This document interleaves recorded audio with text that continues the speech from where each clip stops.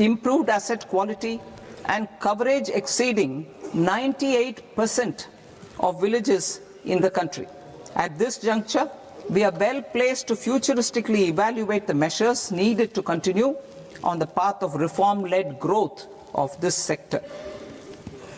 I propose setting up a high-level committee on banking for Vikasit Bharat.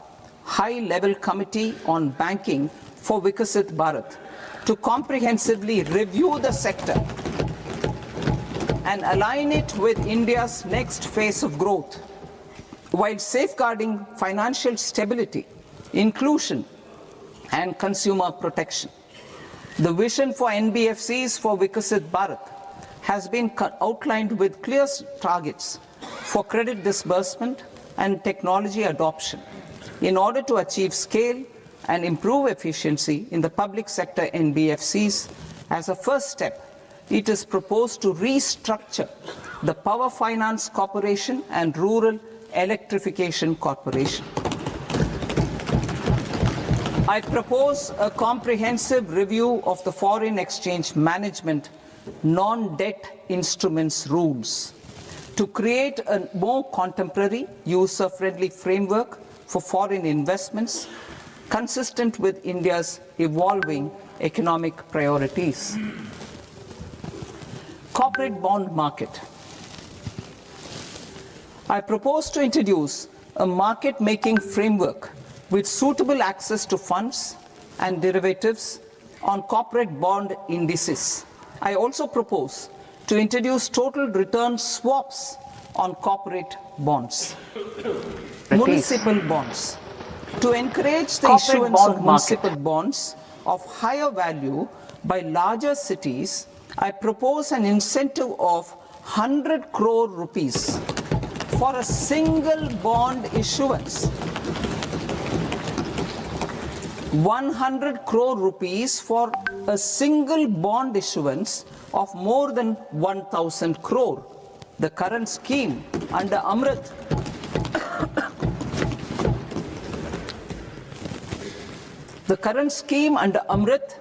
which incentivizes issuances up to 200 crores only, will also continue to support smaller and medium towns. That will also continue to support the smaller and medium towns. Ease of doing business.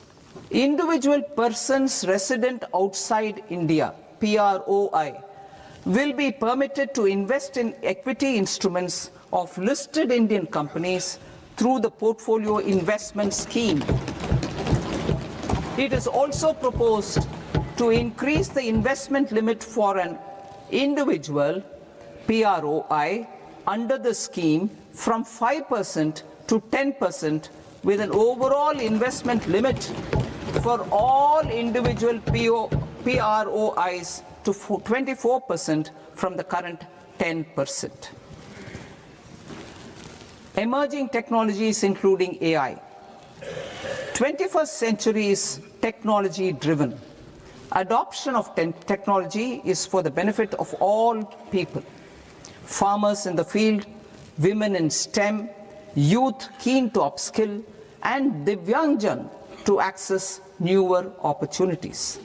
The government has taken several steps to support new technologies through AI Mission, National Quantum Mission, Anusandhan National Research Fund, and Research and Development and Innovation Fund. Our second kartavya is to fulfill aspirations and build capacities. Close to 25 crore individuals have come out of multi-dimensional poverty through a decade of our government's sustained and reform-oriented efforts.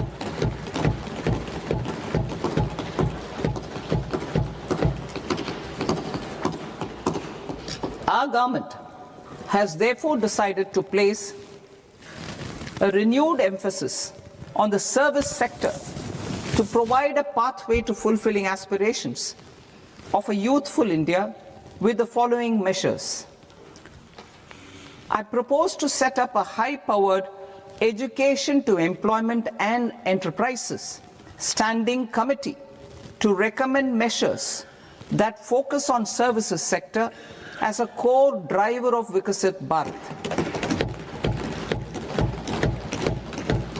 This will make us a global leader in services with a 10% global share by 2047.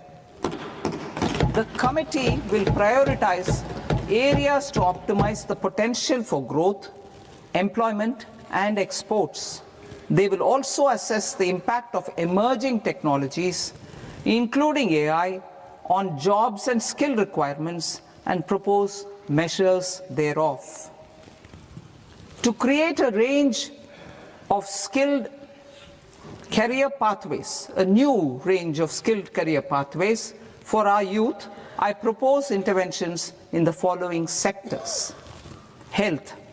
Existing institutions for allied health professionals will be upgraded and new AHP institutions established in private and government sectors. This will cover 10 selected disciplines, including optometry, radiology, anesthesia, OT technology, applied psychology and behavioral health, and add 1 lakh AHPs over the next 5 years.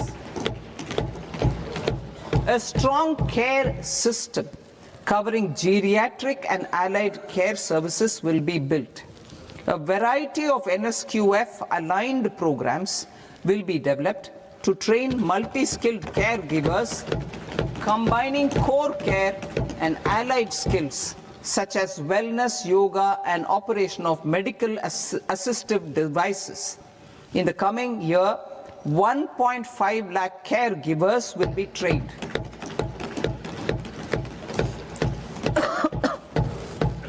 Hubs for medical value tourism. To promote India as a hub for medical tourism services, I propose to launch a scheme to support states in establishing 5 regional medical hubs in partnership with the private sector. These hubs will serve as integrated healthcare complexes that combine medical, educational, and research facilities. They will have Ayush centers, medical value tourism facilitation centers, and infrastructure for diagnostics, post-care, and rehabilitation. These hubs will provide diverse opportunities, job opportunities for health professionals, including doctors and AHPs. Ancient Indian yoga, already respected in several parts of the world, was given a mass global recognition when Honorable Prime Minister took it to the UN. Post-COVID, Ayurveda gained a similar global acceptance and recognition. Exporting quality Ayurveda products helps farmers who grow the herbs and youth who process the products. To meet growing global demand, a few more steps are being taken. I propose to 1. Set up 3 new All India Institutes of Ayurveda. 2. Upgrade Ayush pharmacies and drug testing labs for higher standards of certification ecosystem and make available more skilled personnel. 3. Upgrade the WHO Global Traditional Medicine Center in Jamnagar to bolster evidence-based research, training, and awareness for traditional medicine. Animal husbandry. Livestock contributes to close to 16% of farm income, including of poor and marginal households. To scale up availability of veterinary professionals by more than 20,000, I propose to roll out a loan-linked capital subsidy support scheme for establishment of veterinary and para-veterinary colleges, veterinary hospitals, diagnostic laboratories, and breeding facilities in private sector. Collaboration between Indian and foreign institutions will also be facilitated. Orange economy. India's animation, visual effects, gaming and comics sector, AVGC sector, is a growing industry projected to require 2 million professionals by 2030. I propose to support the Indian Institute of Creative Technologies, Mumbai, in setting up ABGC Content Creator Labs in 15,000 secondary schools all over the country and 500 colleges. The Indian design industry is expanding rapidly, and yet there is a shortage of Indian designers. I propose to establish, through Challenge Route, a new National Institute of Design to boost design education and development in the eastern region of India. Education. Our government will support states through Challenge Route in creating 5 university townships in the vicinity of major industrial and logistics corridors. These planned academic zones will host multiple universities, colleges and research institutions, skill centers and residential complexes. In higher education, STEM institutions, prolonged hours of study and laboratory work pose some challenges for girl students. Through VGF, Viability Gap Funding and capital support, one girls' hostel will be established in every district.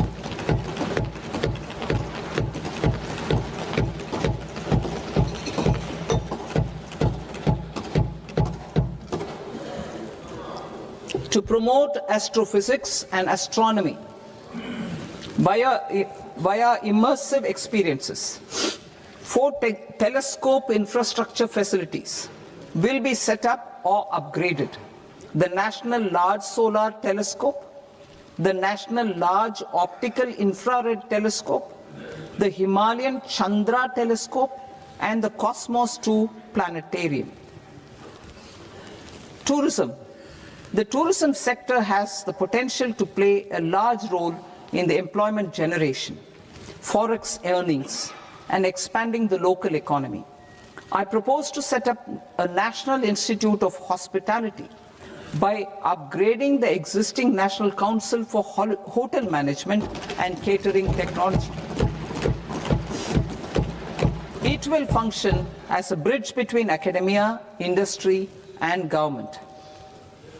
I also propose a pilot scheme for upskilling 10,000 guides in 20 iconic tourist sites through a standardized, high-quality, 12-week training course in hybrid mode in collaboration with the Indian Institute of Management.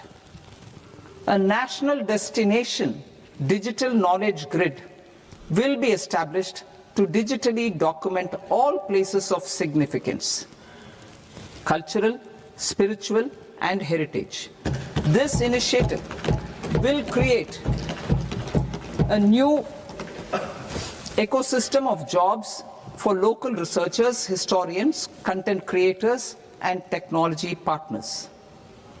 India has the potential and opportunity to offer world-class trekking and hiking experience. We will develop ecologically sustainable mountain trails in Himachal Pradesh, Uttarakhand, and Jammu Kashmir. Also in Araku Valley in the Eastern Ghats and Podigai Malai in the Western Ghats. Turtle trails along key nesting sites in the coastal areas of Odisha, Karnataka, and Kerala. And 3 bird watching trails along the Pulikat Lake in Andhra Pradesh, Tamil Nadu. It's on the border. Under the visionary leadership of Honorable Prime Minister, we established the International Big Cat Alliance in 2024. This year, India is hosting the first ever global Big Cat Summit, where heads of governments and ministers from 95 range countries will deliberate on collective strategies for conservation.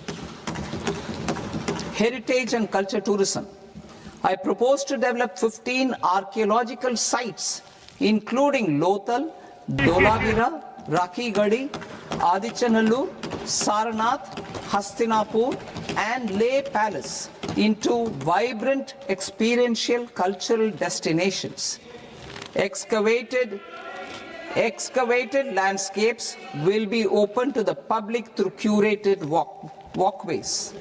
Immersive storytelling skills and technologies will be introduced to help conservation labs, interpretation centers, and guides. The sports sector provides multiple means of employment, skilling, and job opportunities. Taking forward the systematic nurturing of sports talent, which is set in motion through the Khelo India program earlier, I propose to launch a Khelo India mission to transform the sports sector over the next decade. The mission will facilitate an integrated talent development pathway supported by training centers, which are foundational, intermediate, and elite levels. B, systematic development of coaches and support staff. C, integration of sports science and technology. D, competitions and leagues to promote sports culture and provide platforms. And E, development of sports infrastructure for training and competition. Our third Kartavya aligns with our vision of Sabka Saath, Sabka Vikas towards Vikasit Bharat. This requires targeted efforts for 1. Increasing farmer incomes through productivity enhancement and entrepreneurship, with special attention to small and marginal farmers. B. Empowering Divyangjan through access to livelihood opportunities, training, and high-quality assistive devices. C. Empowering the vulnerable to access mental health and trauma care. D. Focus on the Purvodaya states and the Northeast region to accelerate development and employment opportunities. Fisheries. We will undertake initiatives for integrated development of 500 reservoirs and Amrit Sarovars. 2. Strengthen the fisheries value chain in coastal areas and enable market linkages involving startups and women-led groups together with fish farmer producer organizations. Animal husbandry. To provide quality employment opportunities in rural and peri-urban areas, we will support the animal husbandry sector in entrepreneurship development through A. A credit-linked subsidy program. B. Scaling up and modernization of livestock enterprises. C. Enhanced creation of livestock, dairy, and poultry. I'll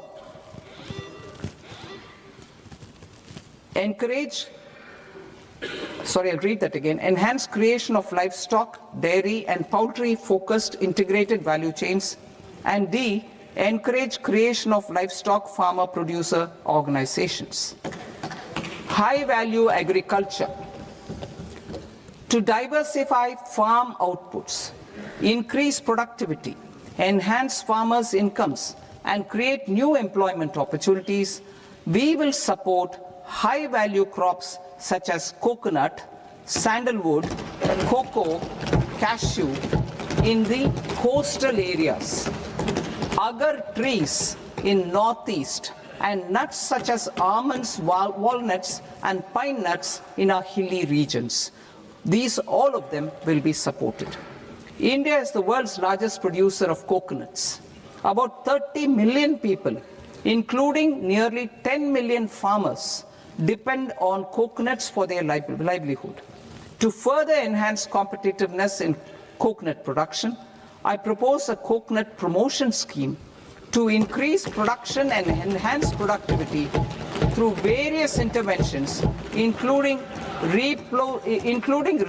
replacing and non-productive trees, with new saplings or plants or varieties in major coconut growing states.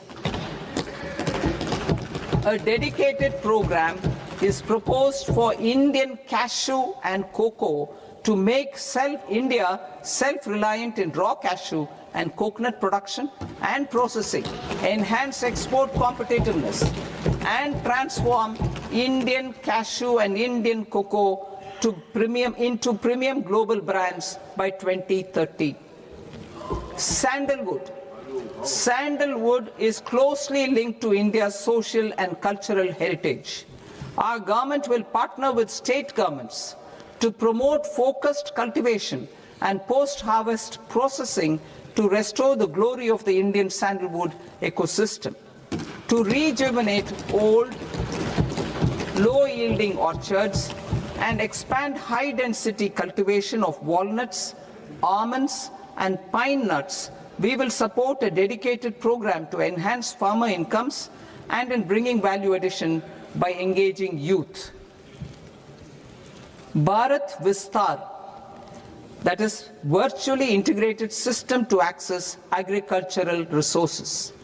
I propose to launch Bharat Vistar, a multilingual AI tool that shall integrate the AgriStack portals and the ICAR package on agricultural practices with AI systems. This will enhance farm productivity, enable better decisions for farmers, and reduce risk by providing customized advisory support. She Marts for rural women-led enterprises. Building on the success of Lakpati Didi program, I propose to help women take the next step from credit-linked livelihoods to being owners of enterprises.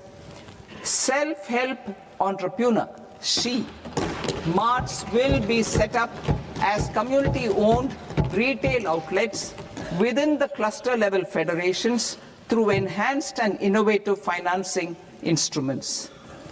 Empowering Divyangjan. Divyangjan Kaushal Yojana. Information technology, AVGC sectors, hospitality and food and beverages sectors often offer task-oriented and process-driven roles which are suitable for Divyangjan. We will ensure dignified livelihood opportunities through industry-relevant and customized training specific to each Divyangjan group. Divyang Sahara Yojana. Timely access to high-quality assistive devices for all eligible Divyangjan is a fundamental need. I propose to 1. Support the Artificial Limbs Manufacturing Corporation of India, Alimco, to set up and to scale up production of assistive devices, invest in R&D and AI integration, strengthen PM Divyasha Kendras, and support setting up of assistive technology marts as modern retail style centers where Divyangjan and senior citizens can see, try and purchase assistive products. Reaffirming our commitment to mental health and trauma care. There are no national institutes for mental health care in North India. We will therefore set up a NIMHANS 2 and also upgrade national mental health institutes in Ranchi and in Tezpur as regional apex institutions. Emergencies expose families, particularly the poor and vulnerable, to unexpected expenditure. We will strengthen and increase these capacities by 50% in district hospitals by establishing emergency and trauma care centers. Focus on Purvodaya states and northeastern regions. Purvodaya. I propose the development of an integrated East Coast industrial corridor with a well-connected node at Durgapur, creation of 5 tourism destinations in 5 Purvodaya states, and the provision of 4,000 e-buses.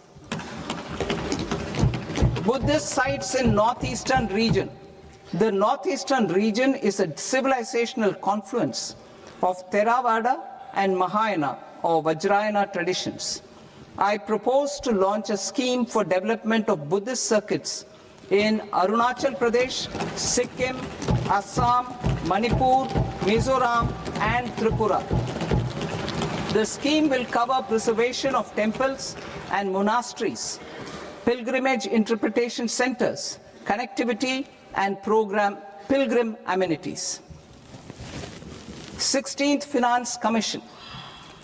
On 17th November 2025, the 16th Finance Commission submitted its report to the President. As mandated under Article 281 of the Constitution, the government is to lay the report along with the explanatory memorandum on the action taken report on the recommendations of the Commission in Parliament, which, Sir, Honourable Speaker, you've allowed me to do at the commencement of this session. The government has accepted the recommendation of the Commission to retain the vertical share of devolution at 41%. As recommended by the Commission, I have provided 1.4 lakh crores of rupees to the states for the year 2026-2027 as Finance Commission grants. These include rural and urban local body and disaster management grants. Fiscal consolidation.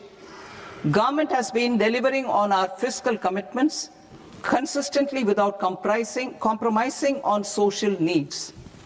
To strive towards accepted standards of fiscal management in Budget 25-26, I had indicated that the central government would target reaching a debt to GDP ratio of 50 plus or minus 1% by 2030-31.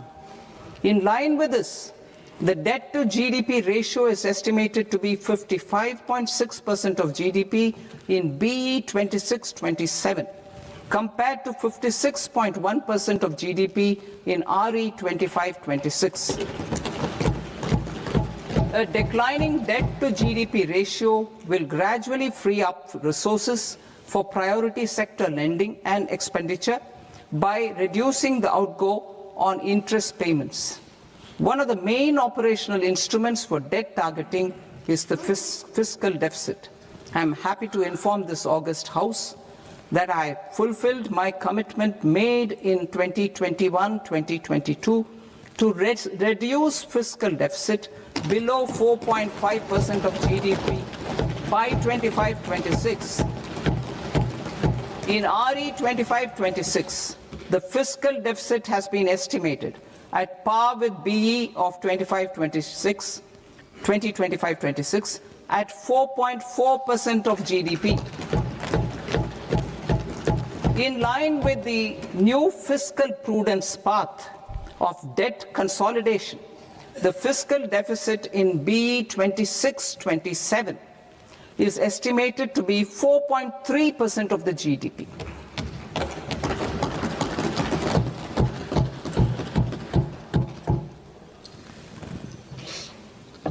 The revised estimates of the non-debt receipts are 34 lakh crore rupees, of which the centre's net tax receipts are 26.7 lakh crore. The revised estimate of the total expenditure is 49.6 lakh crore rupees, of which the capital expenditure is about 11 lakh crores. Budget estimates 2026 to 2027.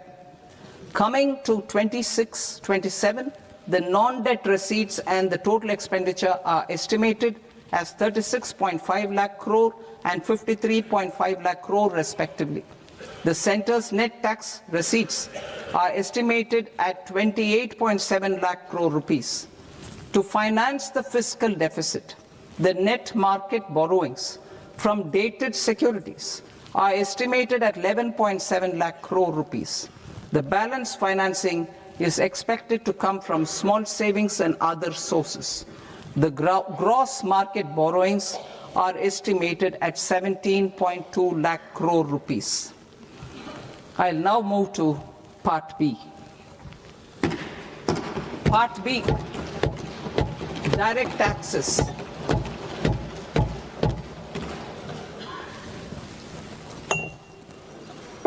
Honorable Speaker, sir, I now present my proposals on direct taxes. New Income Tax Act. In July 2024, I announced a comprehensive review of the Income Tax Act 1961. This was completed in a record time, and the Income Tax Act 2025 will come into effect from 1st April 2026. The simplified income tax rules and forms will be notified shortly, giving adequate time to taxpayers to acquaint themselves with its requirements. The forms have been redesigned such that ordinary citizens can comply without difficulty. Ease of living. I propose that any interest awarded by the Motor Accident Claims Tribunal to a natural person will be exempt from income tax, and any TDS on this account will be done away with. I propose to reduce TCS rate on the sale of overseas tour program package from the current 5% and 20% to 2% without any stipulation of amount. I propose to reduce TCS rate for pursuing education and for medical purposes under the Liberalized Remittance Scheme, popularly known as LRS, from 5% to 2%. Supply of manpower services is proposed to be specifically brought within the ambit of payment to contractors for the purpose of TDS to avoid ambiguity. Thus, TDS on these services will be at the rate of either 1% or 2% only. I propose a scheme for small taxpayers, wherein a rule-based automated process will enable obtaining a lower or nil deduction certificate instead of filing an application with the assessing officer. For the ease of taxpayer holding securities in multiple companies, I propose to enable depositories to accept Form 15G or Form 15H from the investor and provide it directly to various relevant companies. I propose to extend time available for revising returns from 31st December to up to 31st March with the payment of a nominal fee. I also propose to stagger the timeline for filing of tax returns. Individuals with ITR 1 and ITR 2 returns will continue to file till 31st July, and non-audit business cases or trusts are proposed to be allowed time till 31st August. TDS on sale of immovable property by a non-resident is proposed to be deducted and deposited through resident buyers and his or her PAN-based challan instead of requiring a TAN, which is a temporary accounting number. To address practical issues of small taxpayers like students, young professionals, tech employees, relocated NRIs, and such others, I propose to introduce a one-time 6-month foreign asset disclosure scheme for these taxpayers to disclose income or assets below a certain size. This scheme would be applicable for two categories of taxpayers, namely A, who did not disclose their overseas income or assets, and B, who disclosed their overseas income and or paid due tax but could not declare the asset acquired. For category A, the limit of undisclosed income or asset is proposed to be up to 1 crore rupees. They need to pay 30% of fair market value of asset or 30% of undisclosed income as tax, and 30% as additional income tax in lieu of penalty, and would thereby get immunity from prosecution.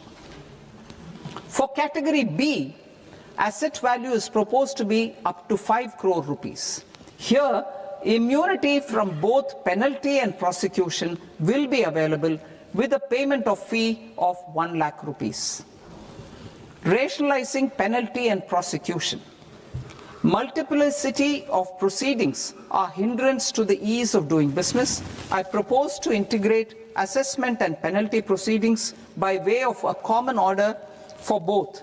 There will be no interest liability on the taxpayer on the penalty amount for the period of appeal before the first appellate authority, irrespective of the outcome of appeal process. Further, quantum of prepayment is being reduced from 20% to 10% and will continue to be calculated only on core tax demand. As an additional measure for reducing litigation, I propose to allow taxpayers to update their returns even after reassessment proceedings have been initiated, and an additional 10% tax rate over and above the rate applicable for the relevant year. The assessing officer will then use only this updated return in his proceedings. There is already a framework for immunity from penalty and prosecution in the cases of underreporting. I propose to apply this framework for immunity to misreporting too. However, in such a case, the taxpayer will need to pay 100% of the tax amount as an additional income tax over and above the tax and interest due. Penalties for certain technical defaults, such as failure to get accounts audited, non-furnishing of transfer pricing audit report, and default in furnishing statement for financial transactions are proposed to be converted into fee.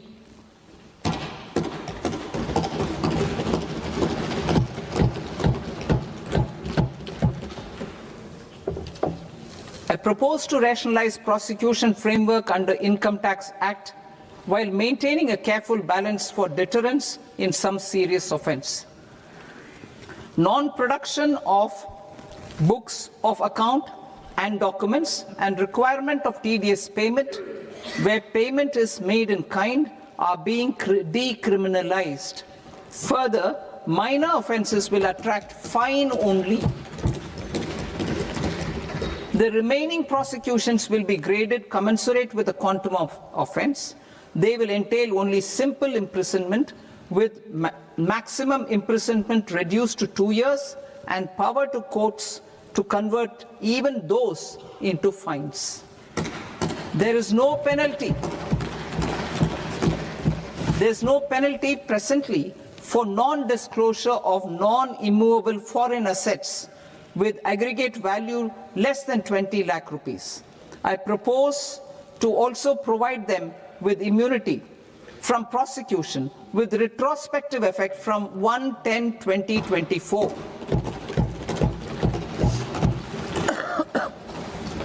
Cooperatives. Deduction is already allowed to a primary cooperative society engaged in supplying milk, oilseeds, fruits or vegetables raised or grown by its members. I propose to extend this deduction to also include supply of cattle feed and cotton seed produced by its members. I propose to allow inter-cooperative society dividend income as deduction under the new tax regime to the extent it is further distributed to its members. I further propose to allow exemption for a period of 3 years to dividend income received by a notified national cooperative federation on their investments made in companies up to 31/1/2026. This exemption would be allowed only for dividends further distributed to its member cooperatives. Supporting IT sector as India's growth engine. India is a global leader in software development services, IT-enabled services, knowledge process outsourcing services, and contract R&D services relating to software development. These businesses and their segments are quite interconnected with each other. All these services are proposed to be clubbed under a single category of information technology services with a common safe harbor margin of 15.5% applicable to all.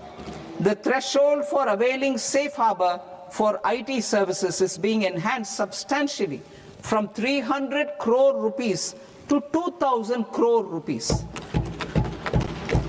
Safe harbor for IT services shall be approved by an automated rule-driven process without any need for tax officer to examine and accept the application.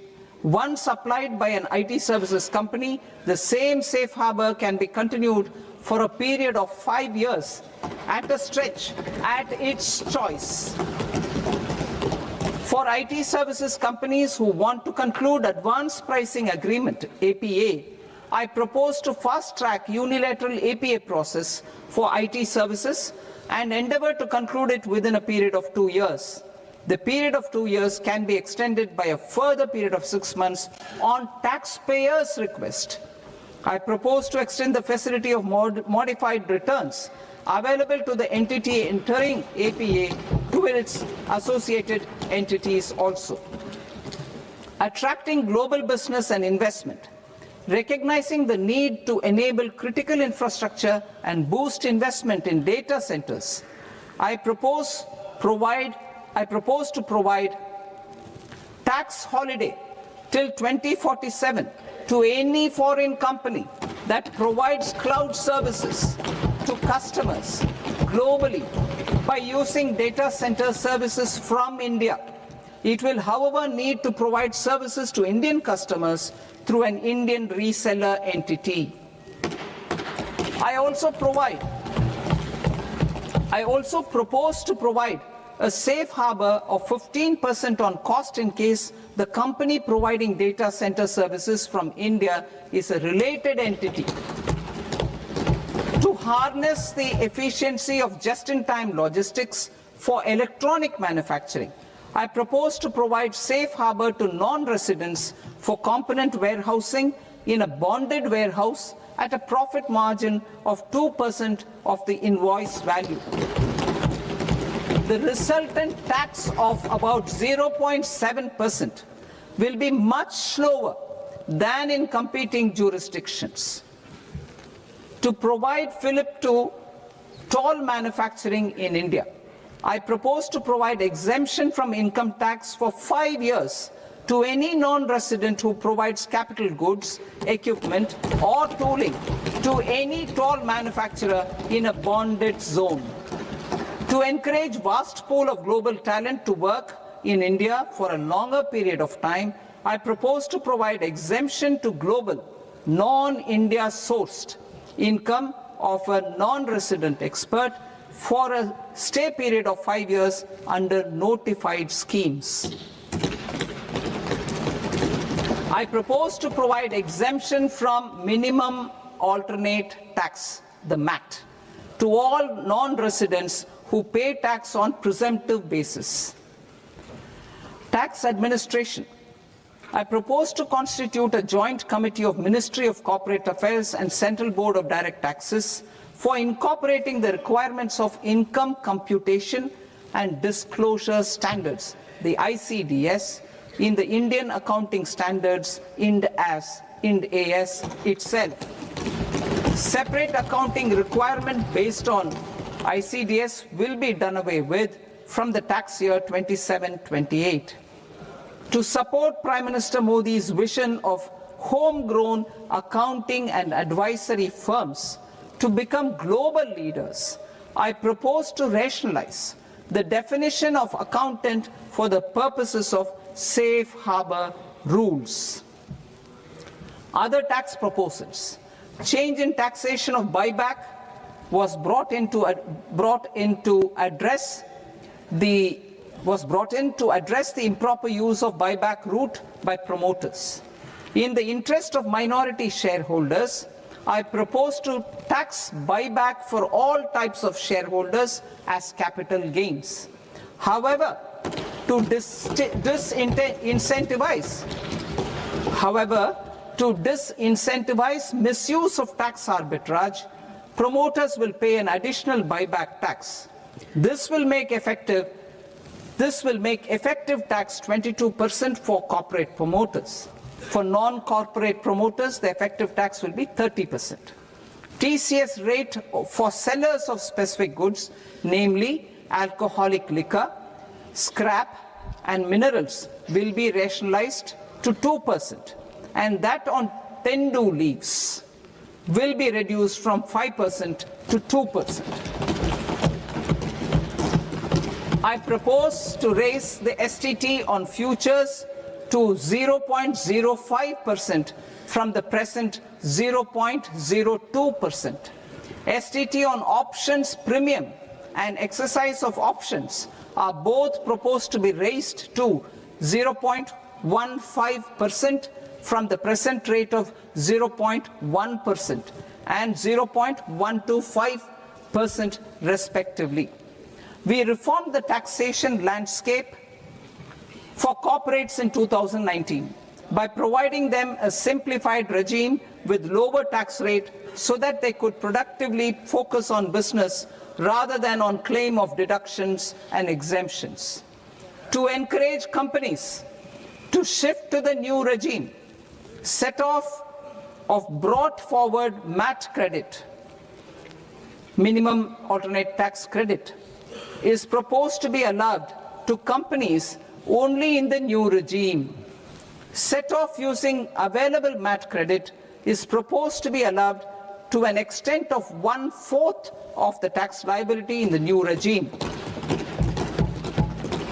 MAT is proposed to be made final tax, so there will be no further credit accumulation from 1st April 2026.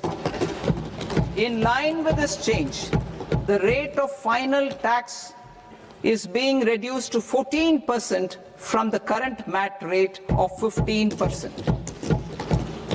The brought forward MAT credit of taxpayers accumulated till 30th March 2026 will continue to be available to them for set-off as above. Indirect taxes. I shall now take up proposals related to indirect taxes. My proposals for customs and central excise aim to further simplify the tariff structure, support domestic manufacturing, promote export competitiveness, and correct inversion in duty. To continue weeding out long-continuing customs duty exemptions, I propose to remove certain exemptions on items which are being manufactured in India or where the imports are negligible.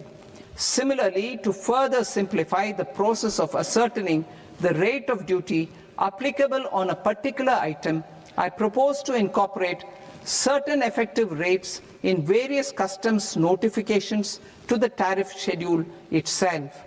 I shall now take up sector-specific proposals. Promotion of exports of marine, leather, and textile products.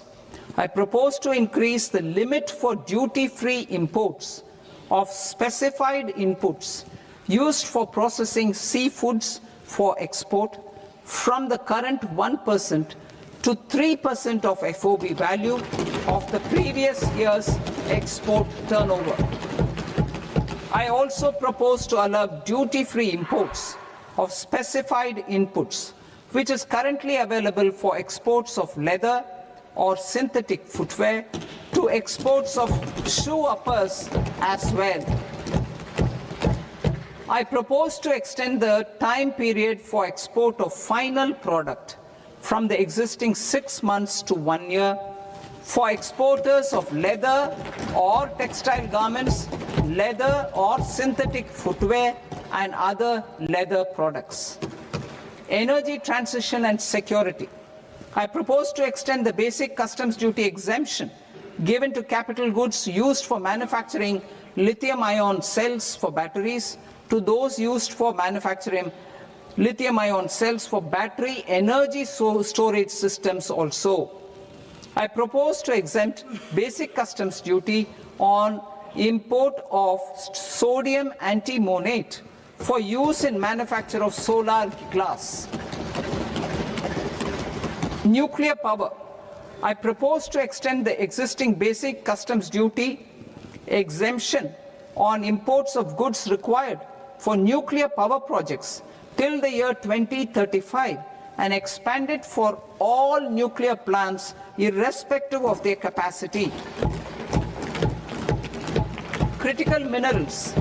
It is proposed to provide basic customs duty exemption to the import of capital goods required for the processing of critical minerals in India. Biogas blended CNG. I propose to exclude the entire value of biogas while calculating the central excise duty payable on biogas blended CNG. Civil and defense aviation. I propose to exempt basic customs duty on components and parts required for the manufacture of civilian training and other aircrafts.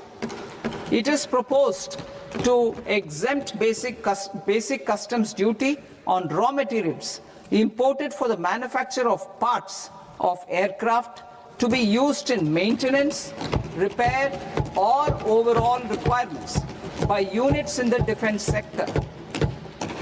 Electronics.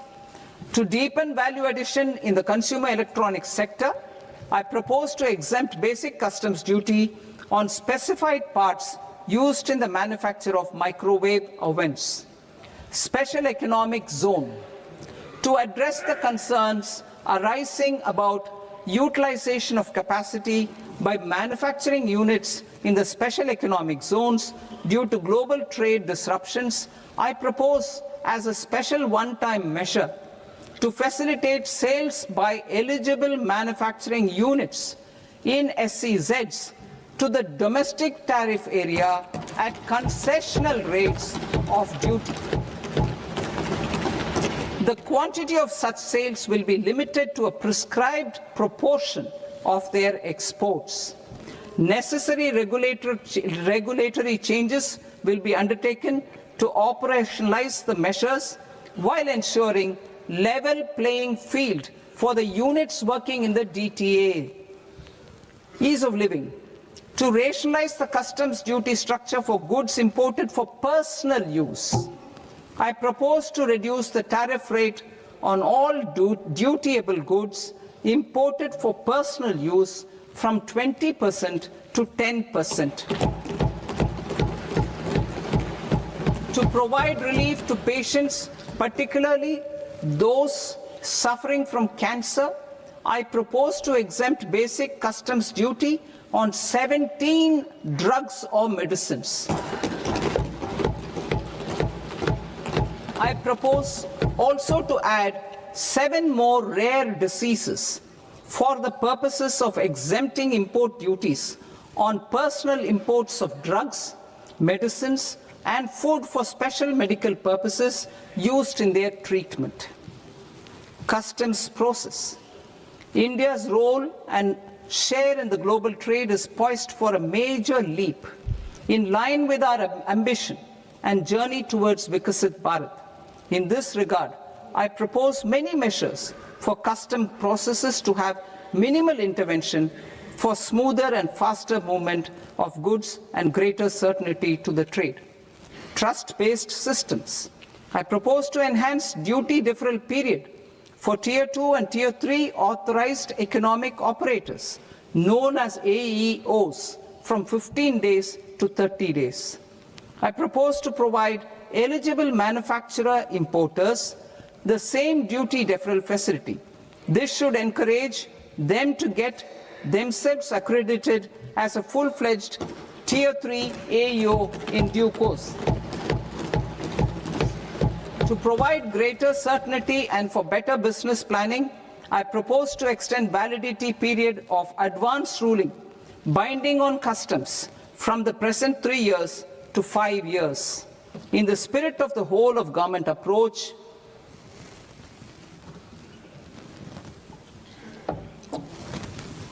government agencies will be encouraged to leverage AEO accreditation for preferential treatment in clearing their cargo. Regular importers with trusted, long-standing supply chains will be recognized in the risk system so that the need for verification of their cargo every time can be minimized. Export cargo using electronic sealing. Export cargo using electronic sealing will be provided through clearance from the factory premises to the ship. For import of goods not needing any compliance, filing of bill of entry by a trusted importer and arrival of goods will automatically notify customs for completing their clearance formalities. This will enable goods to be released immediately on arrival. The customs warehouse framework will be transformed into a warehouse operator-centric system with a self-declarations, electronic tracking, and risk-based audit. These reforms will move away from the current system of officer-dependent approvals and reduce transaction delays and compliance costs. Ease of doing business. Approvals required for cargo clearance from various government agencies will be seamlessly processed through a single and interconnected digital window by the end of the financial year. Processes involved in clearance of food, drugs, plant and animal and wildlife products, accounting for about 70% of interdicted cargo, will be operationalized on this system by April 2026 itself. For goods not having any compliance requirement, clearance will be done by customs immediately after online registration is completed by the importer, subject to the payment of duty. Customs integrated system will be rolled out in 2 years as a single integrated and scalable platform for all customs processes. Utilization of non-intrusive scanning with advanced imaging and AI technology for risk assessment will be expanded in a phased manner with the objective to scan every container across all the major ports. New export opportunities to support Indian fishermen to fully harness the economic value of marine resources beyond our territorial waters. The following measures will be taken. A. Fish catch by an Indian fishing vessel in exclusive economic zone or on the high seas will be made free of duty. Landing of such fish on foreign port will be treated as export of goods. Safeguards will be put in place to prevent misuse during fish catch, transit or transshipment. To support aspirations of India's small businesses, artisans and startups to access global markets through e-commerce, I am pleased to announce complete removal of the current value cap of 10 lakh rupees per consignment on courier exports. In addition, handling of rejected and returned consignments will be improved with effective use of technology for identifying such consignments. I propose to revise provisions governing baggage clearance during international travel to address genuine concerns of passengers. The revised rules will enhance duty-free allowances in line with the present-day travel realities and provide clarity in temporary carriage of goods brought in or taken out. There are honest taxpayers who are willing to settle disputes by paying all their dues, but they get deterred due to negative connotation associated with penalty. They will now be able to close cases by paying an additional amount in lieu of penalty.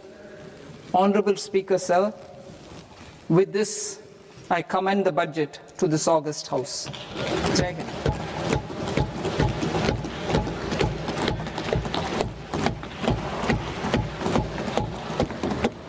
One and a half hours. Item number Shri माननीय वित्त मंत्री जी।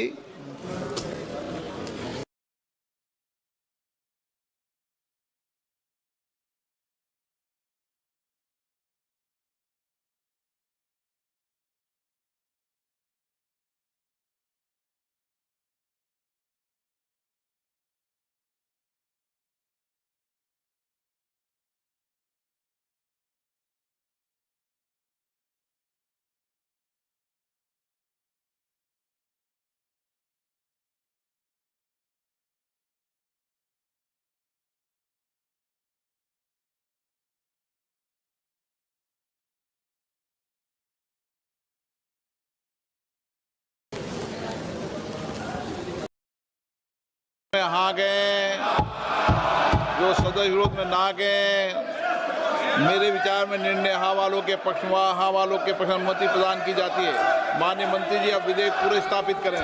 Sir, I introduce the bill.